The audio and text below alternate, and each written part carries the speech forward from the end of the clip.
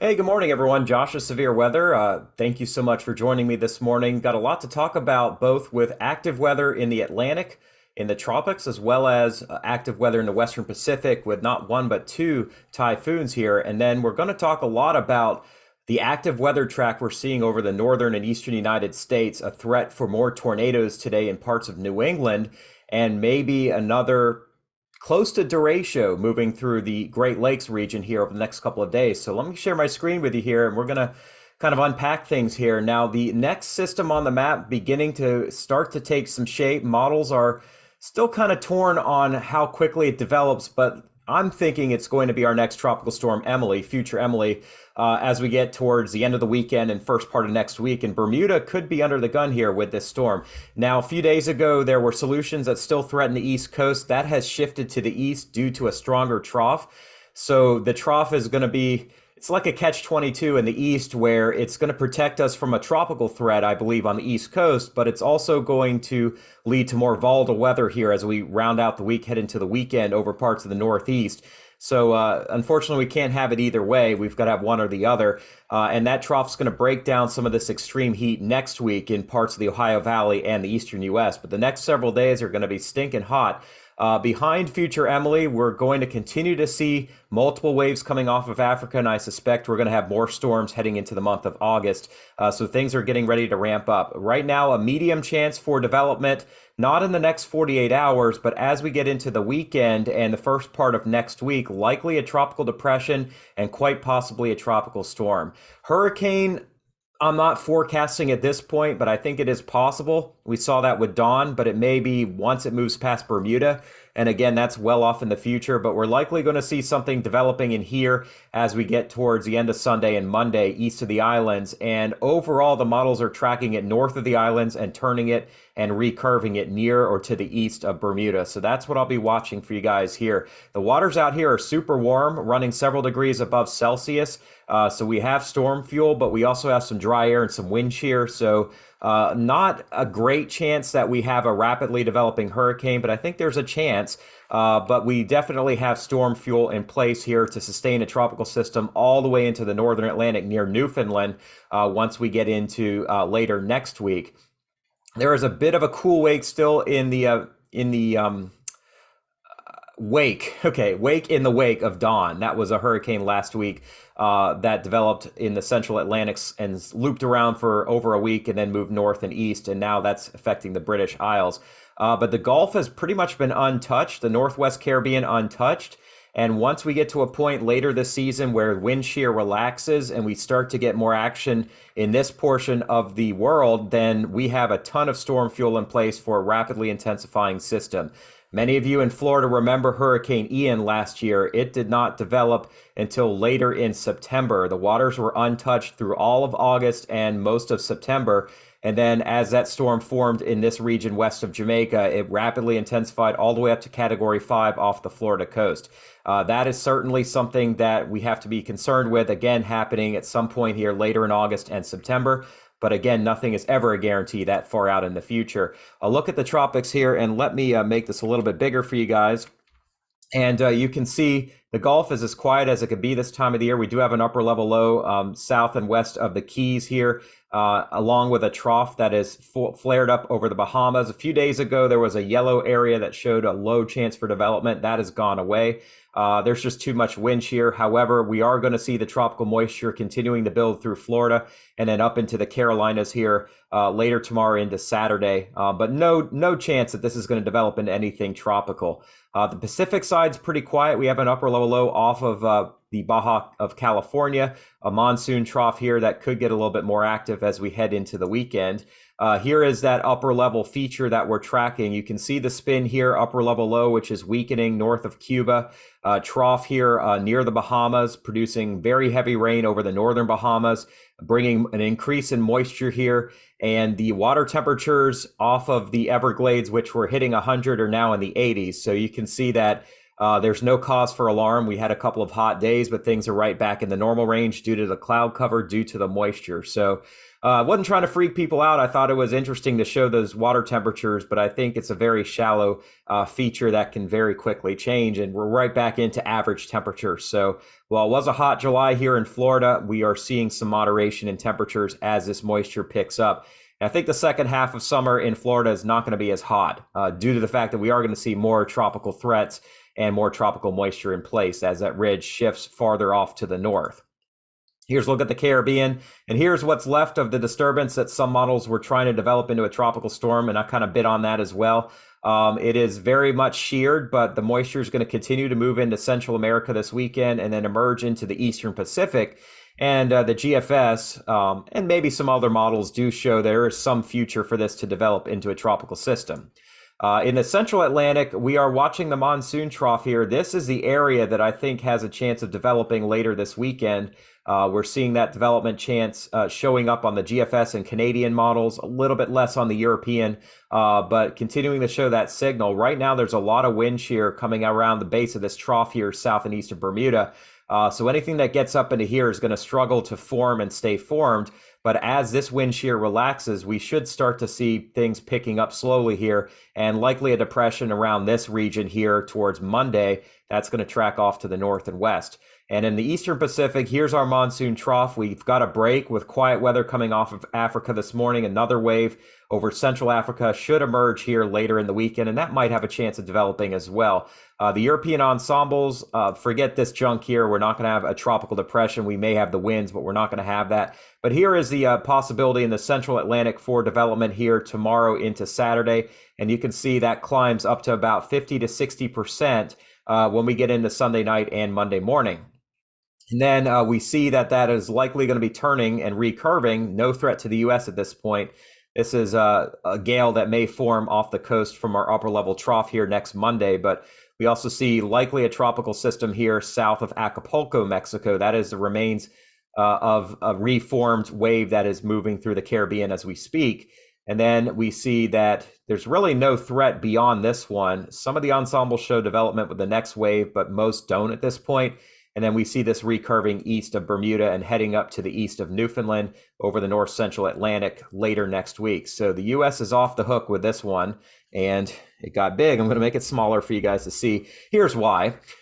We've got a large region of high pressure in place right now over the western Atlantic.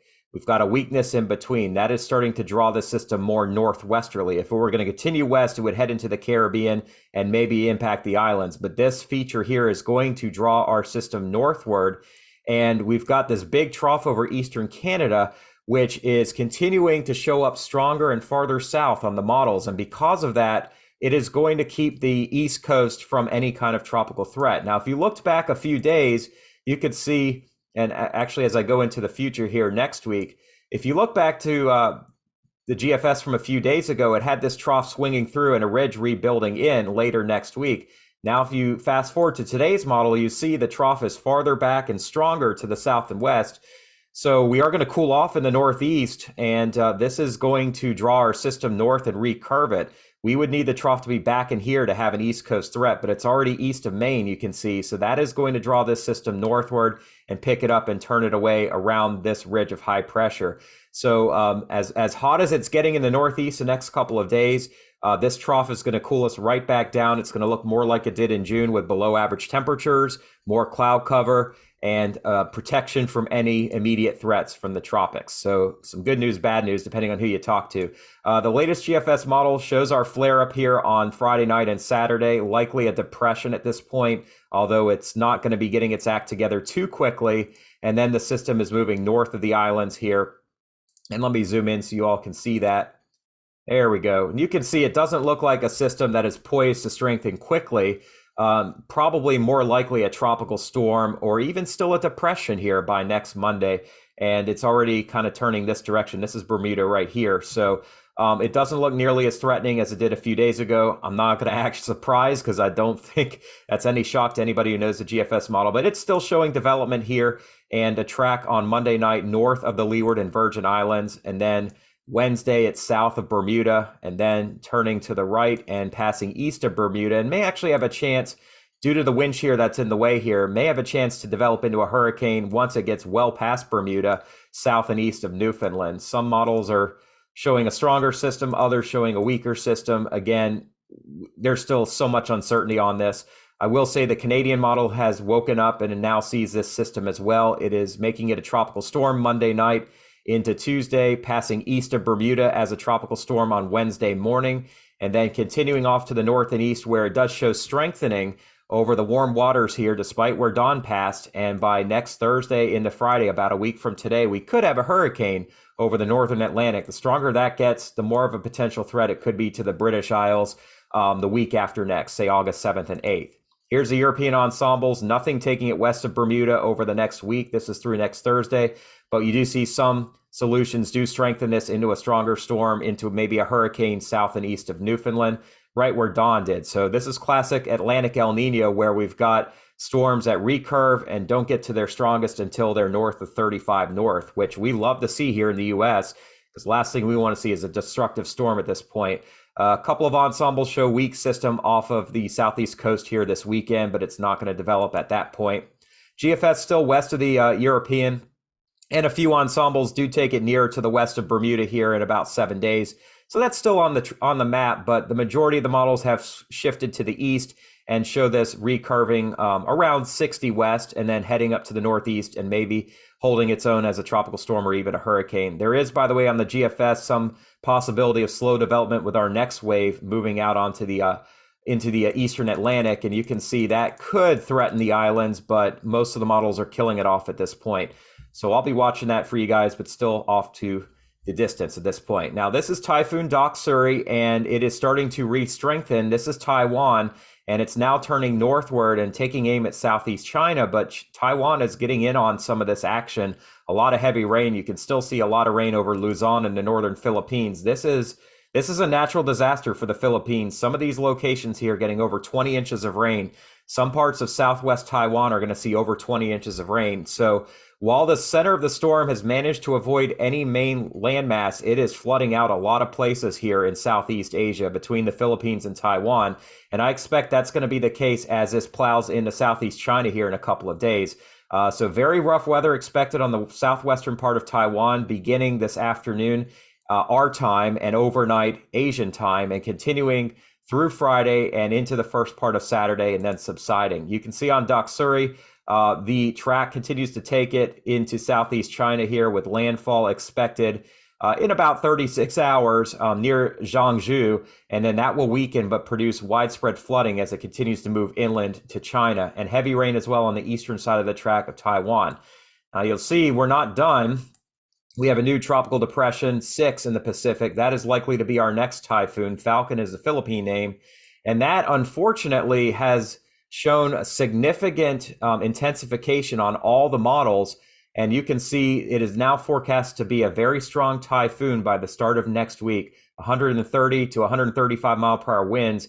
And it is likely to cross Okinawa, Japan, near Naha, which is the biggest city in Okinawa. So lots of people could be under the gun with a super typhoon here next week. That time frame looks like it's going to be Monday night into Tuesday morning. My youngest brother is vacationing and is expected to fly in there on Tuesday. I've discouraged him not to. If you're a praying type, please pray for him and his fiance. I have already warned them multiple times. I started warning them a few days ago. And so not just for them, but for the folks that live on these islands. And the future of it is likely going to be going north of Taiwan and over into eastern China, probably south of Shanghai, more than likely landfall in the Zhejiang district here. But a lot of folks live in this part of China, and a lot of them could get hit very hard by this system. So right now it doesn't look like much, but it is a depression. We're starting to see that central flare up. Give it a couple days and it will likely strengthen more rapidly into a tropical storm and then a typhoon when it gets up to here. This is Okinawa, likely to be a stronger typhoon, and then tracking into eastern China, and then causing significant flooding here over East China and over the Yellow Sea here later on next week. And as we look at the model, you can see the GFS shows it getting into the 950s. Some of the tropical models go 940s. So it'll be a little bit weaker than the current typhoon here, Doksuri, but it will still be a formidable storm when it makes landfall in China as maybe a 946 millibar Category 3 or 4 typhoon. The GFS model you can see here, it's starting to intensify pretty quickly to a tropical storm here by Saturday morning, and then a typhoon by Saturday night, Sunday morning, and then a super typhoon potentially as it goes right over the island of Okinawa right here. This is 18Z Monday, so this would be about 2 or 3 in the morning Tuesday. So conditions getting really bad on Okinawa late Monday night, at their worst around midnight, and then pulling away on Tuesday with improvement after that. And then China gets hit very quickly here on Wednesday morning as a stronger, maybe Category 2 or 3 typhoon. All right, so we're going to look at the U.S. I'll talk more tropics in tomorrow's video, but we've got major heat. We've got a flood watch in New England, heat warnings over the Philly area and central Jersey, heat warnings over most of Illinois and the Corn Belt here, heat advisories surrounding that. And on top of where the heat is going, we are going to see major severe weather here. We saw a lot of that yesterday with a system that's going to hamper the Northeast today with tornadoes and severe wind. Over 200 reports of severe weather yesterday north of Chicago and south of Milwaukee, and then around Detroit and Ann Arbor, and then across much of northern Ohio. That system is tracking into the Northeast. You can see it well defined here on our upper level map of the water vapor. Big trough moving through with the heating of the day. We're going to see heavy rain and likely severe weather in New England. Behind it, we're not done. Another system going to be dropping down into Minnesota, coming out of the Dakotas tonight, and that could produce a mesoscale convective system that produces widespread severe weather later tonight, dropping through the Great Lakes tomorrow, and then heading into the Northeast as we get to Saturday. So 2 systems here. Slight risk for now. I think enhanced risk certainly is on the table, both in parts of central New England as well as eastern Minnesota and northwest Wisconsin. Both areas are under the gun with a threat for tornadoes, and I'm going to break that down in just a little bit. Very large wind fields as well here from the Twin Cities into northwestern Wisconsin over to as far east as Wausau late tonight. And this could be an enhanced risk. We've got almost 4 million people that could see that significant severe weather, and almost 60 million people, of course, you're including Philly, New York, and DC, that likely can have some wind damage here. We also have a threat for very large hail in this region as well as our next complex gets going. Tomorrow, that slight risk extends down across the upper Midwest from western Iowa right on into lower Michigan and southwestern Ontario. Basically the same place that got hit hard yesterday, we'll get it again tomorrow, but we see it a little farther west back into Iowa and possibly even towards the Omaha region. Not really a tornado threat, but certainly a significant wind threat for over 25 million Americans, and a large hail threat as well across much of this area. And that is going to move into the Northeast, into the Mid-Atlantic region and Ohio Valley for Saturday. And I do expect this can be upgraded to a slight risk, especially across Maryland, Pennsylvania, Southeast Ohio, West Virginia, and into New Jersey. So right through the middle of this area, I think we're going to see a continued complex of severe weather, maybe a few tornadoes, certainly damaging winds, and some large hail. And the last thing you want to hear, more potential flash flooding in this area as well. Here's a look at the NAM model. In the upper Midwest, we'll start. We can see that we're going to have storms popping up here this evening, north of the Twin Cities and tracking east and southeast. Some very big hail possibility out of these storms. And they will drive southeastward right through southern Wisconsin and eastern Iowa overnight tonight, and continue and hit Chicagoland right around the morning rush tomorrow, 5 or 6 in the morning. That will continue with additional showers and storms likely to form behind it over the same areas here tomorrow afternoon and evening. We'll see 2 separate areas of severe weather, one across the western Great Lakes, the other over the eastern Great Lakes. This will continue to push south and east towards the Ohio River here on Saturday, when severe weather could flare up along our front here in the afternoon, anywhere from near St. Louis over to about Huntington and up to Parkersburg and Wheeling and Pittsburgh will be under the gun here on Saturday. You can see some very high numbers when it comes to rotation here overnight over northwestern and central Illinois. I do think there will be a few tornadoes possible in this area. Tough to say where exactly, but I think that's a possibility. And then as we get into tomorrow, we continue to see some wind shear and some possibility for tornadoes, especially here around the Quad Cities and into west central Illinois, and maybe into parts of Indiana and Ohio as well. Here's a look at where the rotating thunderstorms are likely going to be. And the one thing that's going to stick out to you all who are watching is that there are a lot of places that may get hit with a severe thunderstorm. You can see the map is peppered here with brighter colors over Iowa, Minnesota, Wisconsin, Illinois, even down into Kentucky and Ohio and southern Michigan. These are all potentially rotating thunderstorms, which could produce damaging winds, hail, and possibly a few tornadoes. So we will watch, and any major storms that are impacting these areas, I will be updating on my community page later. In the Northeast, we do see rain and storms moving into New England here this morning.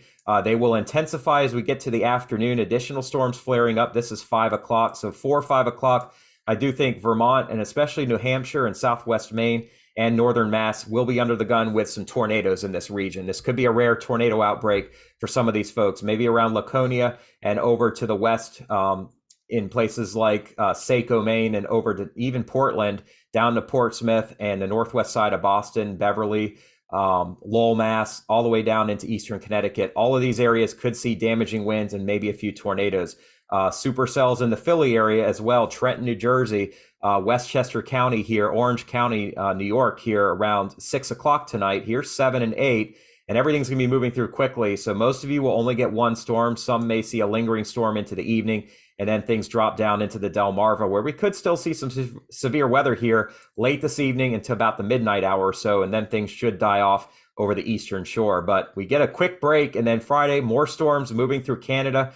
Major severe weather possible in parts of Quebec, maybe around Ottawa here tomorrow afternoon.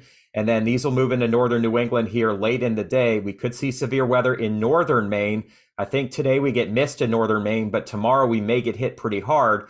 And then as we head on into Friday night, we'll see storms over western New York and Pennsylvania, northern New York and New England, and then additional storms moving through with our complex tracking into western New York, Pennsylvania, West Virginia, western Maryland around lunchtime Saturday.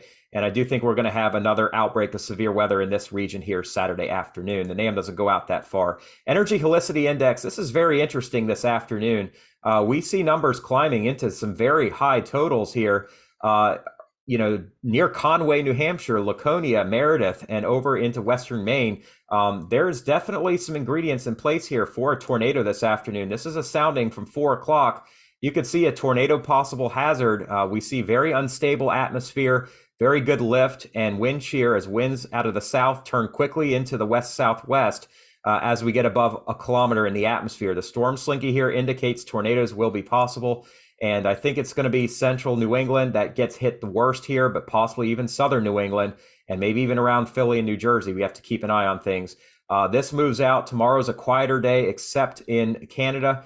You can see Quebec could get hit pretty hard. And then as we head on into the weekend, we will see additional potential severe weather and maybe a tornado warning or two somewhere here in West Virginia early in the afternoon on Saturday.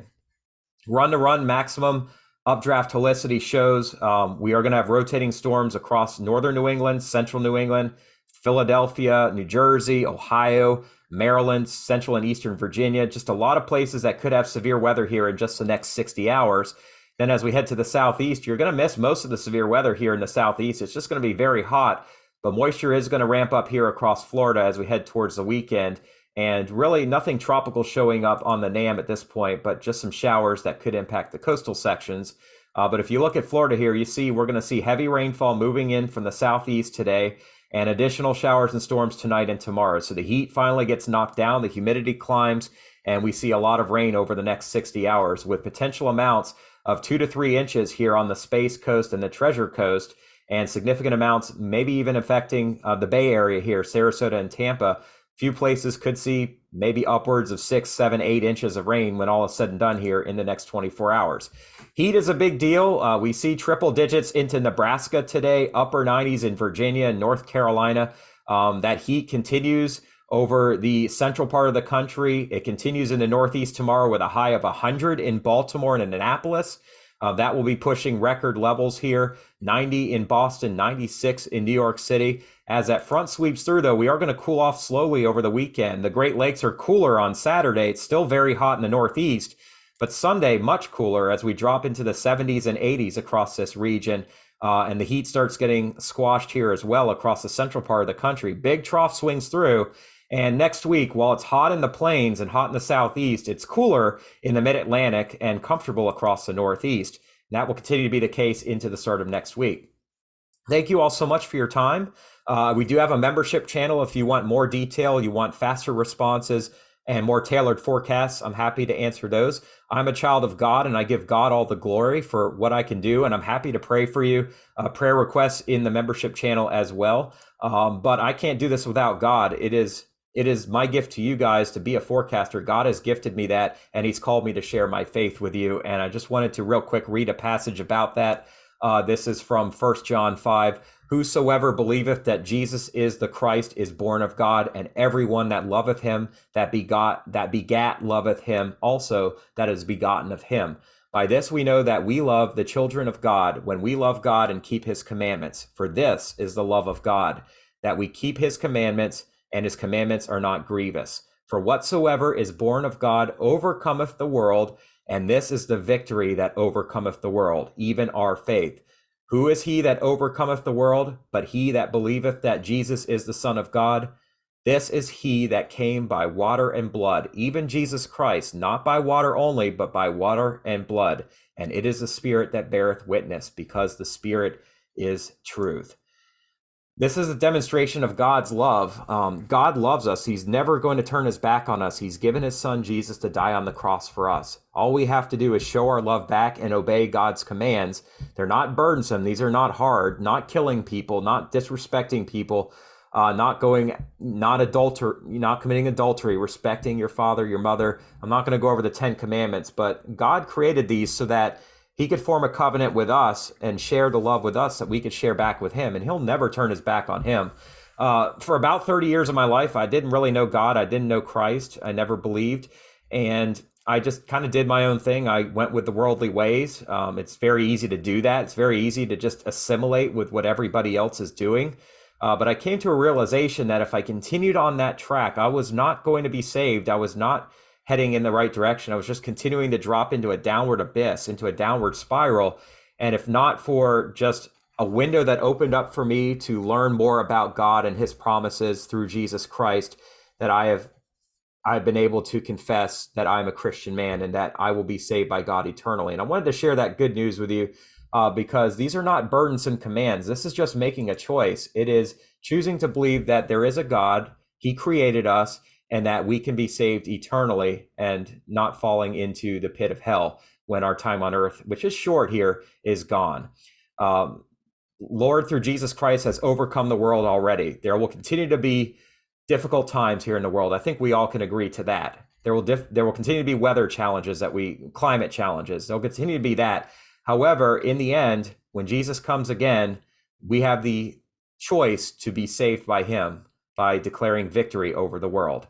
Thank the Lord for that. I would love to pray for you if you are in a challenge right now, in a battle right now with God, in a battle with the world, I should really say, not with God. God will bring you through the battle. But if you are going through that, I'm happy to pray for you. And if you could pray for me as well, I very much would appreciate that. I hope you all have a blessed day on Thursday. Please be safe. See you again in the morning. God bless.